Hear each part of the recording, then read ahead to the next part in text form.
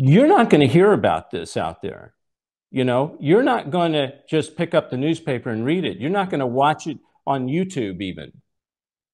But God is allowing us to bring this to the forefront so that people understand what's really going on. So we're going to hear from Underground Granny. So Lisa, you are a grandmother.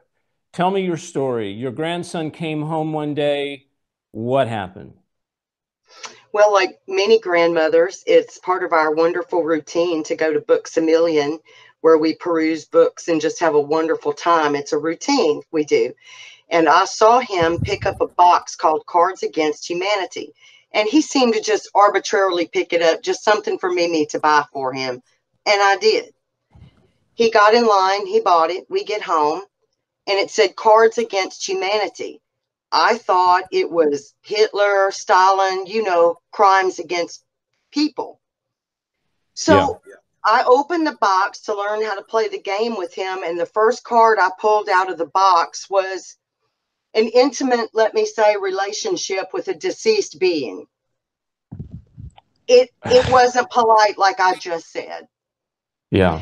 So as the blood drained from my face, I went into the kitchen with the box and I started pulling them out. And it was one vile card after the other that I don't want in my mind. I could not believe it was in his. So I was all aflutter and I made a mistake. My hands were shaking. I was just terrified, horrified. I ran outside and I threw it in the trash. I prayed if there was anything attached to it, it would be gone. I locked the door. I was just a flutter. Well, when I calmed down, I looked at my grandson's face and then I got mad. And I said, somebody's going to pay for this and then blood will be just fine. Where did you learn about this? Well, to get to a long story short, a certain channel plays it, this one. I don't know if I can say this. So I sent Books A Million an email, and I wanted to know how that they should like to know that I would be suing them for putting necrophilia into my little baby grandson's hands.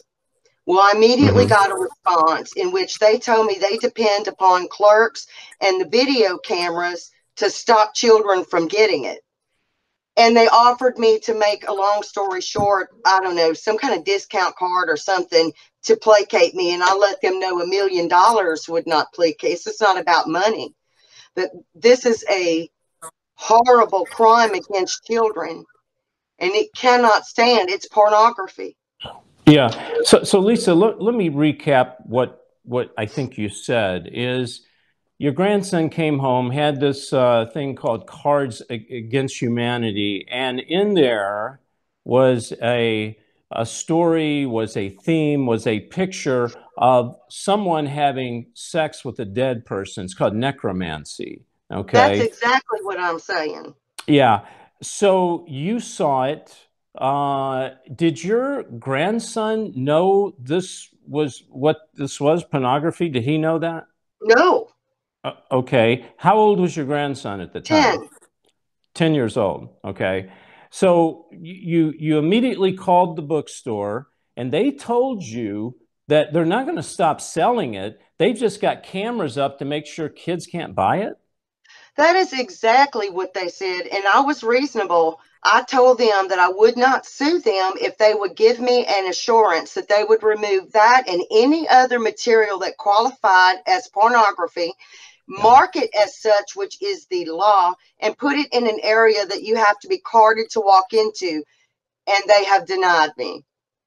Do you have any idea why they've denied you? What's the reason for that? Or they give They you? haven't told me that. After I used the word attorney, that was the end of the conversation. But I guarantee you it's because they, just like Walmart, don't want anyone to know that they are associated, this family store, with pornography. But they are. And are you telling me Walmart sells this? Yes, sir. Cards Against Anybody can go into a Books A Million or a Walmart and buy. There are several boxes of different colors called Cards Against Humanity. Yeah.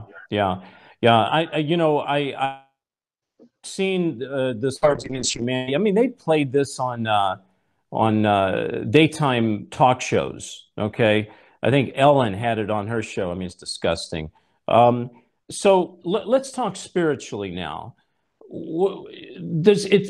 always look at the big picture. What's the devil trying to do? Lisa, what do you think the devil is really trying to accomplish with this Cards Against Humanity? There is absolutely no doubt. There's no doubt. Not only as a mother and a grandmother, but first of all, as a child of the Most High.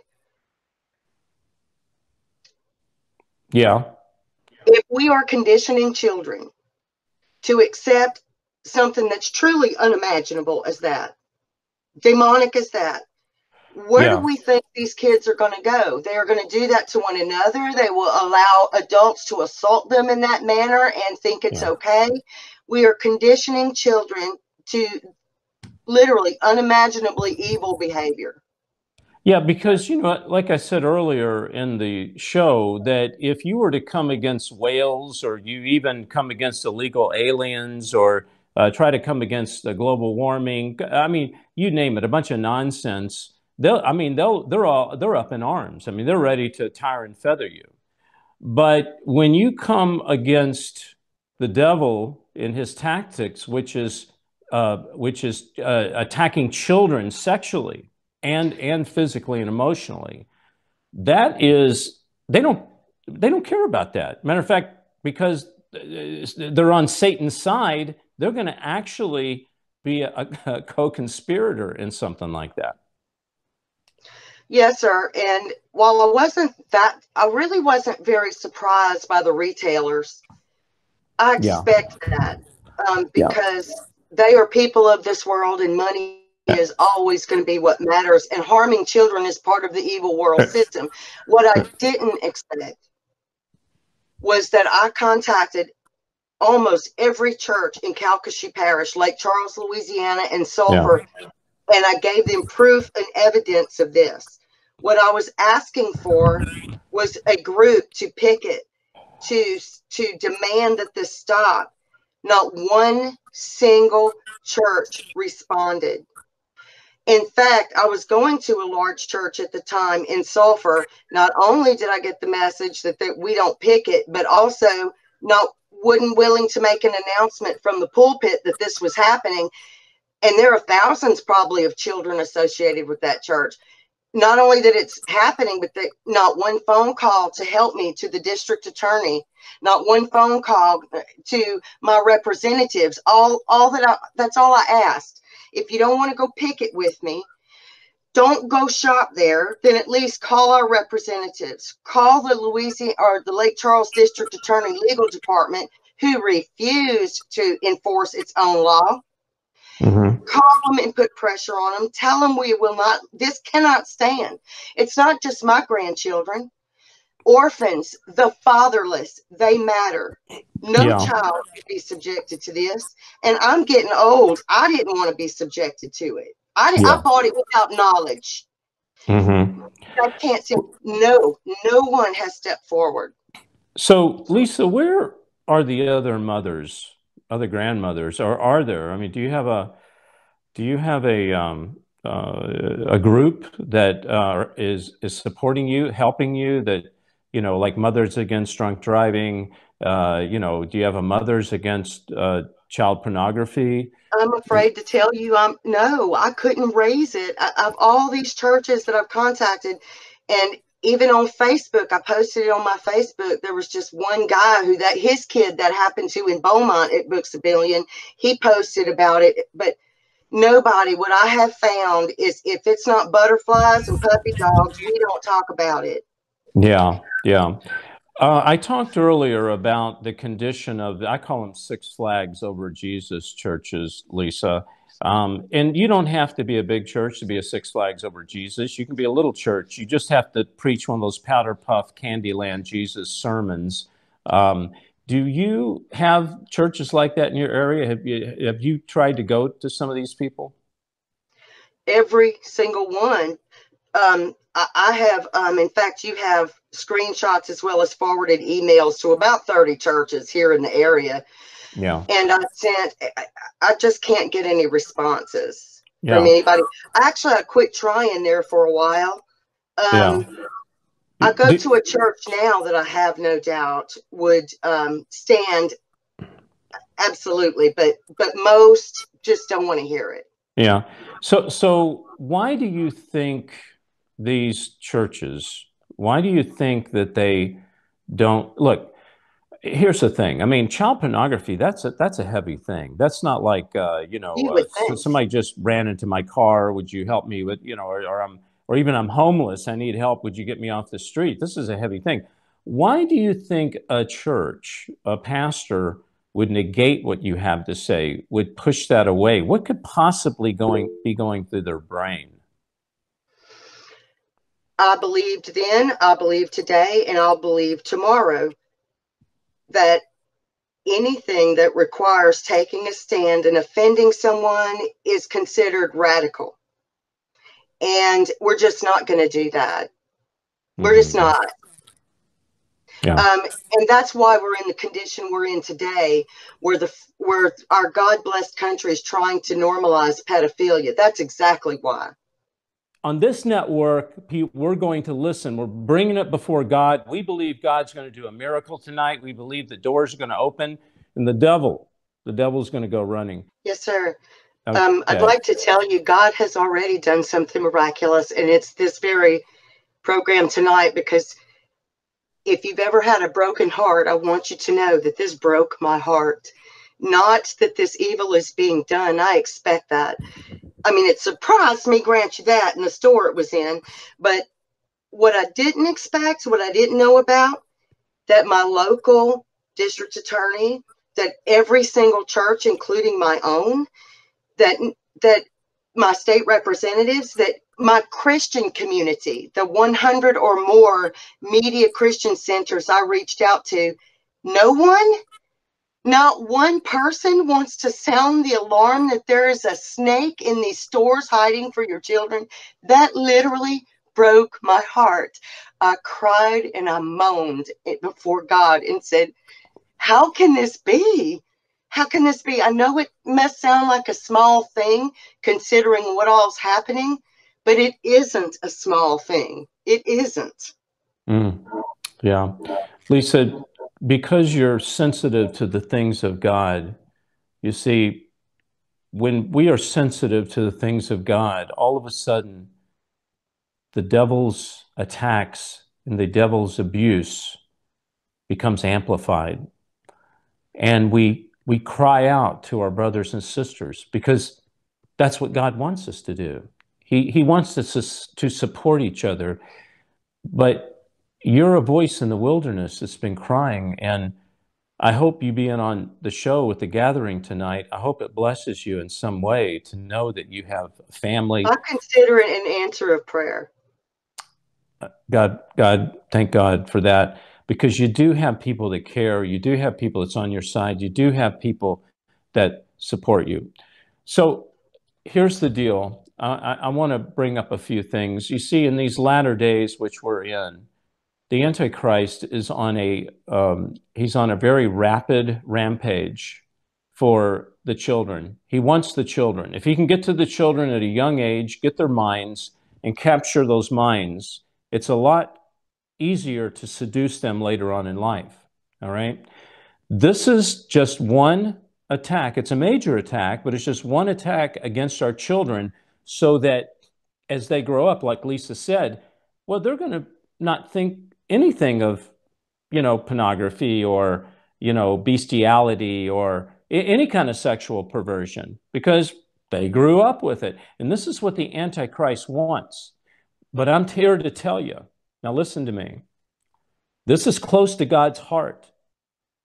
This is close to God's heart. We cannot turn our back on this. We must pray about this. We must get up and do something about this. We must encourage Lisa about this and call out to the mothers and the other grandmothers and the fathers. Where are you, Daddy? Hey, open your eyes. Look at your kids. What are they reading? Where are they going? Who are they talking to?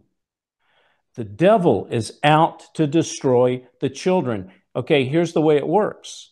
He goes after the man first, and he did this starting in the 1980s with television, I think Married with Children, where he had this idiot father who was just a nincompoop, and the mother just crucified him on every show. So you take out the father, if the father's even around to take out.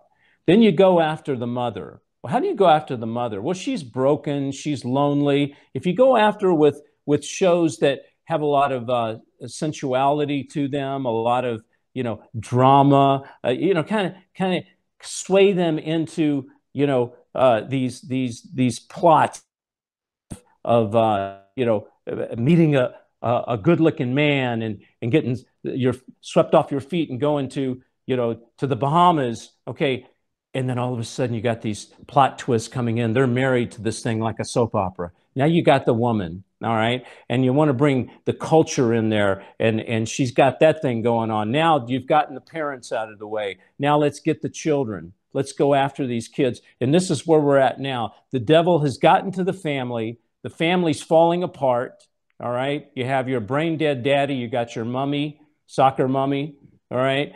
And all we have left is the grannies. We got it seems like the grandparents are the ones holding this whole thing together. And that's why Lisa is a grandmother. She sees what's going on with her grandchild with this. Lisa, what if you could to God right now and say, God, there's one thing that I would like. If just one thing could happen, what would that one thing be in your prayer that would happen of all the things that you're really requesting? I would like every brother and sister who hears about this to call their local stores, that they go find them, see that it's there, and so we will not shop here until you either remove this or call it what it is and remove it from children's hands. We will not give you our money. We will mobilize and say no. And by the way, you will not blaspheme Jesus's name. I forgot to tell you, in one of those filthy boxes, Jesus's name was in the box. Okay, so tell me about that. What about it? I went ahead and bought all of the cards while I was doing my research, and I pulled out a card that says, I like to, oh, forgive me, masturbate to. And I pulled out another card, and it said, the Most High Son, Jesus. Yeah. And people go, well, you didn't have to pull that card out. Listen to me. Are you kidding me? That card didn't need to be in there. That's intentional. They think that's cute. They think it's cute, and it just. I think it's intentional. Of course, it's intentional. That's exactly what they want to do. They're, some young millennials somewhere. I don't mean to pick on millennials. I'm just, it's like they're sitting. This is cool. This is really cute.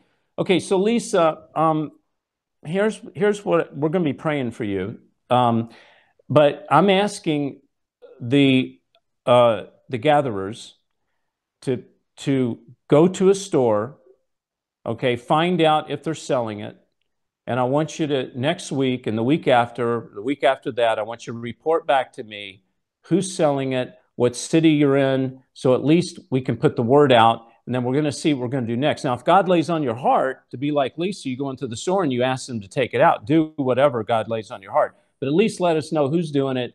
We're going to be praying against that.